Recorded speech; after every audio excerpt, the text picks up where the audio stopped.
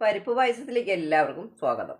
ചെറുപയറിൻ്റെ പരിപ്പാണിത്. ഇത് 250 ഗ്രാം ഉണ്ട്. ഇത് ശർക്കര 400 ഗ്രാം ഉണ്ട്. ലേശം വെള്ളം ഒഴിച്ചിട്ട് ഒന്ന് ഉരുക്കാൻ വയ്ക്കാം. നമ്മുടെ പരിപ്പൊന്ന് വറുത്തെടുക്കാം. നമ്മുടെ പരിപ്പൊന്ന് മൂത്ത് വന്നിട്ടുണ്ട്. നമുക്ക് കോരി മാറ്റാം. ഇത് നമ്മളൊന്ന് കഴുകി എടുത്തിട്ടുണ്ട്. നമുക്ക് ഇട്ട് കൊടുക്കാം. പരിപ്പെടുത്ത ഗ്ലാസ്സിന് നമുക്ക് 4 ഗ്ലാസ് വെള്ളം ഒഴിച്ച് കൊടുക്കാം. അടച്ചു വെച്ചൊന്ന് വേവിച്ചെടുക്കാം.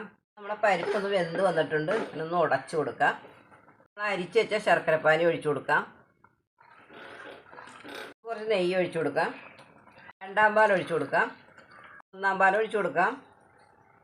ഏലക്കാപ്പൊടി, ചുക്കുപൊടി, നല്ല ജീരകത്തിൻ്റെ പൊടി.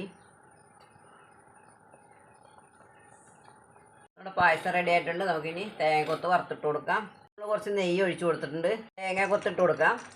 കുറച്ച് കശുവണ്ടി പരിപ്പ് ഇട്ട് കൊടുക്കാം. കുറച്ച് മുന്തിരി ഇട്ട് കൊടുക്കാം. പായസത്തിലേക്ക് ഒഴിച്ചു കൊടുക്കാം. നല്ല പരിപ്പ് പായസം റെഡി ആയിട്ടുണ്ട്. എല്ലാവരും ഇങ്ങനെ ഒന്ന് ഉണ്ടാക്കി നോക്കൂ. ബൈ.